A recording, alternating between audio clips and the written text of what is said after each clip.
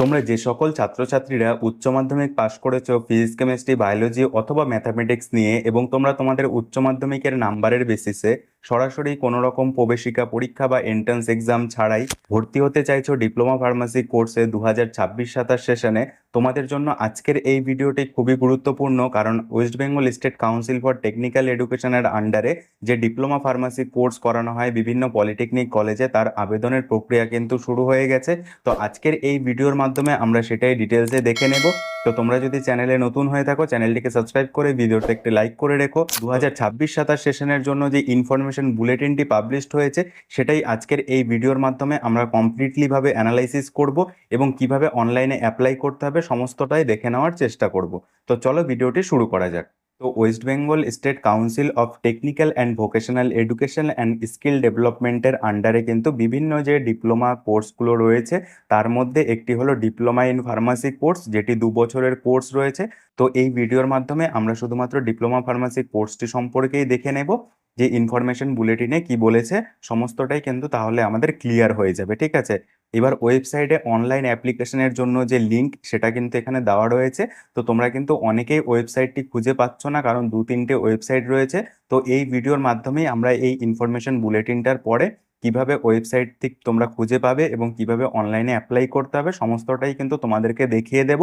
তো সবার প্রথম কথা, যে ডিপ্লোমা ফার্মাসি কোর্স এটি 2 বছরের course. Diploma in pharmacy passed essential কোয়ালিফিকেশনের মধ্যে higher secondary examination or its equivalent examination science subject physics chemistry biology or mathematics.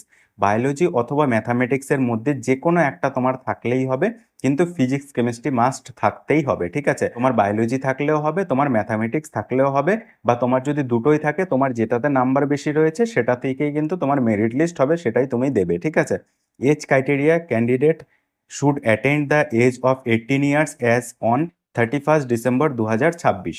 মানে 2026 31 ডিসেম্বরের মধ্যে তোমার যেন 18 বছর হয়ে যায়, তাহলেই কিন্তু তুমি এখানে অ্যাডমিশন নিতে পারছো।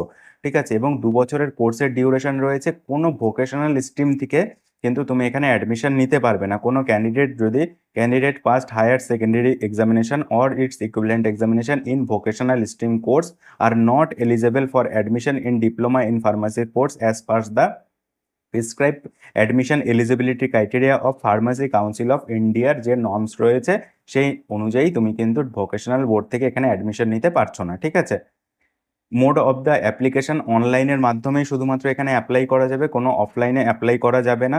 অ্যাপ্লিকেশনের ওয়েবসাইটের লিঙ্ক রয়েছে। অ্যাপ্লিকেশনের ফিস 450 টাকা করে লাগবে এবং 225 টাকা লাগবে কন্যাশ্রী এনরোলিজদের জন্য।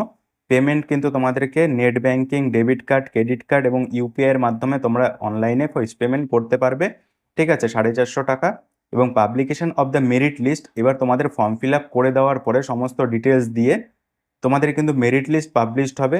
এ merit list will prepared based on the marks obtain in the candidate in their eligibility qualification or examination.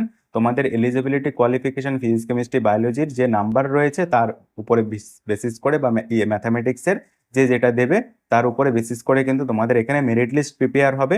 এবং তোমরা কিন্তু method of the counselling all merit listed candidate are directed to keep touch in the website follow করতে থাকলে তোমাদের method of the counselling and the counselling schedule কিন্তু তোমরা পেয়ে যাবে। ঠিক আছে, এছাড়াও তোমাদের যখনই কোনো আপডেট আসবে তোমাদের কিন্তু আমি জানিয়ে দেওয়ার চেষ্টা করব, এই চ্যানেলের ভিডিও করার মাধ্যমে বা হোয়াটসঅ্যাপ চ্যানেলের মাধ্যমে বা পোস্ট করে। ঠিক আছে, অ্যাডমিশনের জন্য কিন্তু তোমাদেরকে সেন্ট্রালাইজ লেভেলের যে অ্যাডমিশন হবে বা ইনস্টিটিউট লেভেলের যে কাউন্সিলিং হবে সেখানে কিন্তু তোমাদের দেখো এখানে পরিষ্কার secure a rank card in the merit listed allotment of the seat through the counseling does not constitute a right guaranteed in the favor of the candidate for his her admission to any diploma course unless she eligibility requirements to the verified at the time of the admission in the at the institute level. ঠিক আছে, verification will be done at the time of the physical admission in the respective institution. এটা কি বলতে চেয়েছে, খুব গুরুত্বপূর্ণ একটা কথা,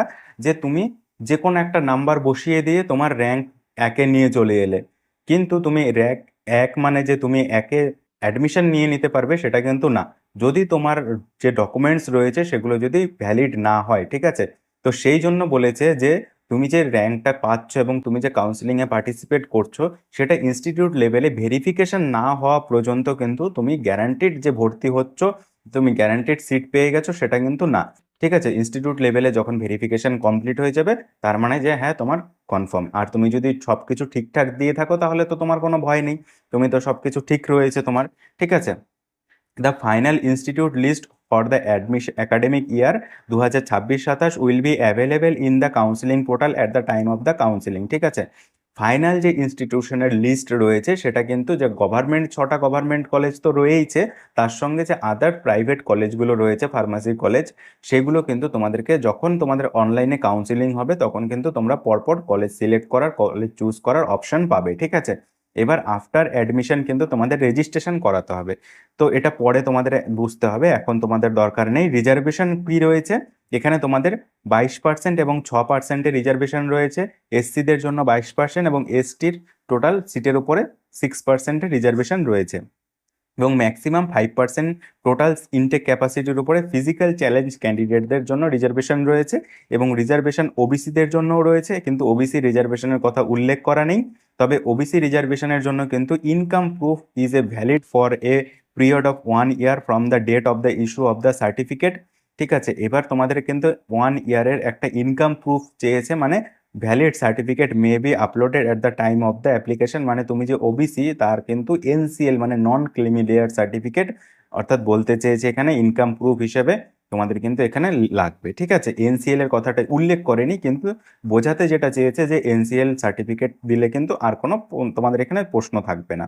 এবার তোমাদের রিকগনাইজড বোর্ড বা কাউন্সিলিং উইথ কোর্ট, তোমরা যে বোর্ড থেকে উচ্চ মাধ্যমিক পাশ করেছো, এবার এখানে শুধুমাত্র ওয়েস্ট বেঙ্গল ছাড়াও বিভিন্ন স্টেট থেকে, যদি তুমি ওয়েস্ট বেঙ্গলের বাইরের যে কোনো স্টেট থেকে উচ্চ মাধ্যমিক পাশ করে আসো কিন্তু ওয়েস্ট বেঙ্গলের ডোমিসিয়াল থাকো, ওয়েস্ট বেঙ্গলের বাসিন্দা হয়ে থাকো, তবে কিন্তু তুমি এখানে এই যে বোর্ডগুলো রয়েছে অন্ধ্রপ্রদেশের এই বোর্ডগুলো, আসাম, বিহার, ছত্তিশগড়, অরুণাচল প্রদেশ, ঠিক আছে, কেরালা, মানে অল ওভার ইন্ডিয়ার যে কোনো স্টেটের বোর্ড থেকে ওয়েস্ট বেঙ্গলের যে বোর্ডগুলো রয়েছে এই সমস্ত বোর্ড, ঠিক আছে, এই সমস্ত বোর্ড থেকে যদি তুমি পাস আউট করো তবে কিন্তু তুমি এখানে অ্যাডমিশন নিতে পারছো। ঠিক আছে, এবার 2026-27 সেশনের জন্য কিন্তু যে গভর্নমেন্ট ফার্মাসি কলেজগুলো, ডিফার্ম কলেজগুলো রয়েছে সেগুলো হলো এই 6টা, যেটা প্রতি বছরই থাকে।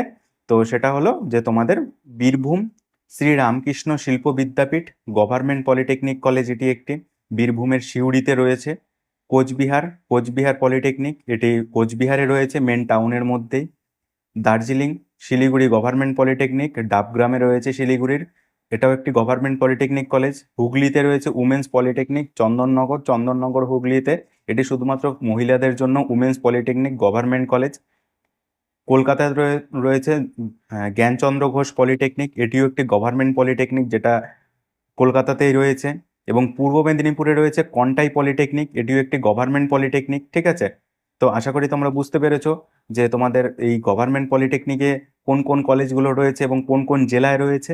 তো এই কলেজগুলো তোমাদের কিন্তু প্রত্যেক বছরই প্রায় মোটামুটি 50 থেকে 60টা এভারেজ সিট থাকেই। ঠিক আছে, তো আশা করি যে এবছরে এরকমই থাকবে।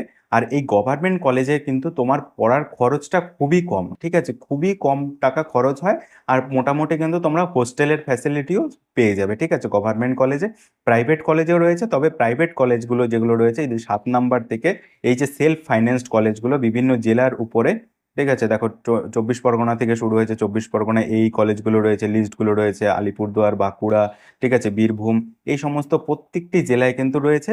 তবে এর ফিস স্ট্রাকচার কিন্তু ডিফারেন্ট। ঠিক আছে, তোমার যখন কলেজে অ্যাডমিশন হবে সেখানটা কিন্তু তোমরা যাচাই করে নেবে, কারণ গভর্নমেন্ট কলেজে কিন্তু খুবই কম, মানে 2 থেকে 2.5 বা 3, 4, 5 এরকম খরচ হবে।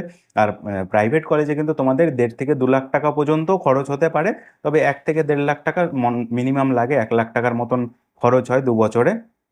তো তোমরা অবশ্যই দেখে নেবে pharmacy council of India approve রয়েছে কিনা, ঠিক আছে, ওয়েস্ট বেঙ্গল ফার্মাসি কাউন্সিল দ্বারা অ্যাপ্রুভ রয়েছে কিনা, সমস্ত কিছু দেখেই তারপরে কিন্তু অ্যাডমিশন নেবে।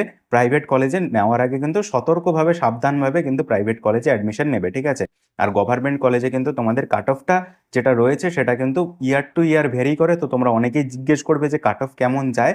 তো কাট অফটা ধরে রাখতে পারো যে তোমাদের যদি 85%-এর উপরে থাকে তাহলে কিন্তু তোমরা সেফ থাকছো, ঠিক আছে? তো তোমাদের যাদের নাম্বার কম রয়েছে ফিজিক্স কেমিস্ট্রি বায়োলজিতে বা ম্যাথামেটিক্সে, তোমরা কিন্তু অ্যাপ্লাইটা করে রাখো। আমি প্রত্যেককেই বলবো আর প্রত্যেকটা ভিডিওতে যেটাই বলে থাকি যে তোমাদের দেখো ইয়ার টু ইয়ার কাট অফ কিন্তু ভ্যারি করে, ঠিক আছে? দেখা গেল যে এবছরে অনেক স্টুডেন্ট অ্যাপ্লাই করলো না, কি করলো না করলো সেটা তো আমরা বাইরে থেকে কেউ বলতে পারছি না। তো সেই জন্য অ্যাপ্লাই করতে 450 টাকা খরচ হবে। যদি তোমার ইচ্ছে থাকে যে তুমি ডিপ্লোমা ফার্মেসি কোর্সে অ্যাডমিশন নেবে, তবে কিন্তু তুমি অ্যাডমিশনের জন্য এই ফর্মটি অন্তত ফিল আপ করে কাউন্সিলিংয়ে পার্টিসিপেট করে দেখতে পারো, ঠিক আছে? কারণ তুমি তো উচ্চ মাধ্যমিক পাশ করেছো, কিছু না কিছু একটা করবে। তো তোমার যদি মনে হয় যে ডিপ্লোমা ফার্মেসি কোর্স করবে, তাহলে কিন্তু তোমার জন্য এটা একটা অপরচুনিটি রয়েছে। এছাড়াও স্টেট মেডিকেল ফ্যাকাল্টির আন্ডারে 3টে গভর্নমেন্ট কলেজ রয়েছে, যেটা কিন্তু তোমাদের institute of pharmacy Jalpaiguri, Kalyani এবং বাঁকুড়া। সেখানে কিন্তু আলাদাভাবে ফর্ম ফিল আপ হয়, সেটার সাথে কিন্তু এটার কোনো সম্পর্কিত না। তো সেটার কিন্তু পুরোপুরি আলাদা, সেটারও কিন্তু ভিডিও আমরা করব। তো এবার হলো যে তোমাদের যে অফিসিয়াল ওয়েবসাইট, যে পোর্টাল তোমরা কিভাবে পাবে সেটা চলো দেখে নিই। তো সিম্পলি তোমাদের সার্চ করতে হবে scvtwb.in, ঠিক আছে? এখানে এসে তোমাদের কিন্তু WBSCT এর ওয়েবসাইটে পাওয়া যাবে না, এটা scvtwb.in। এখানে যে ওয়েবসাইটটি আসবে এখানে তোমাদের ক্লিক করতে হবে। এখানে ক্লিক করার পরে যে এই অ্যাপ্লিকেশনটি খুলে যাবে, ঠিক আছে? এই ওয়েবসাইটের মধ্যে দেখো কমন অ্যাডমিশন পোর্টাল, ঠিক আছে? এই কমন অ্যাডমিশন পোর্টাল এখানে তোমাদের ক্লিক করতে হবে। কমন অ্যাডমিশন পোর্টালে যখনই তুমি ক্লিক করবে তখন কিন্তু তোমাদের এই যে স্টার্ট রেজিস্ট্রেশন, এখানে ক্লিক করে তোমাদের রেজিস্ট্রেশন করে নিতে হবে। সাইন ইন টু ড্যাশবোর্ড, তারপরে তুমি সাইন ইন করে দেখতে পারবে নোটিশ বোর্ড। এবার নোটিশ বোর্ডে কিন্তু এখান থেকে তোমরা এই যে information voucher for the admission to diploma pharmacy course, সেটা কিন্তু তোমরা এখান থেকে পেয়ে যাবে, ঠিক আছে? সব ইনফরমেশন বুলেটিনগুলো এবং নোটিফিকেশন যে কোনো বা কোনো নোটিশ বেরোলে তোমরা কিন্তু এখান থেকে দেখতে পারবে, ঠিক আছে? তো এবার এখানে তোমাদের কিন্তু এই ওয়েবসাইটটির লিঙ্ক আমি ভিডিও ডেসক্রিপশনে দিয়ে রাখবো, ঠিক আছে? তো নিউ রেজিস্ট্রেশনে যখনই তুমি ক্লিক করবে স্টার্ট রেজিস্ট্রেশন, এখানে তোমাদেরকে মোবাইল নাম্বার দিতে হবে। তারপরে তোমাদের এই ক্যাপচাটি ফিল আপ করে, মানে তোমাদের এই ক্যাপচার 2+4 6 লিখে তারপরে সেন্ডে ভেরিফিকেশন কোড, তোমাদের মোবাইল নাম্বারে ভেরিফিকেশন কোড যাবে। তারপরে কিন্তু তোমাদের ডিটেলস দিতে হবে। তোমরা ফোন থেকেও চাইলে ফর্ম ফিল আপ করতে পারবে। তো তোমাদেরকে কিভাবে ফর্ম ফিল আপ করতে হবে সেটা কিন্তু আমি স্টেপ বাই স্টেপ নেক্সট ভিডিওর মাধ্যমে দেখিয়ে দেবো, কারণ এই ভিডিওর মাধ্যমে দেখালে কিন্তু ভিডিওটি অনেক লেন্দি হয়ে যাবে, ঠিক আছে? তো চলো আজকের ভিডিওটা এখানেই শেষ করছি। তোমাদের যদি কোনো প্রশ্ন থাকে তাহলে অবশ্যই নির্দ্বিধায় কমেন্টে জানাবে। দেখা হচ্ছে একটা নতুন ভিডিওতে। Thank you.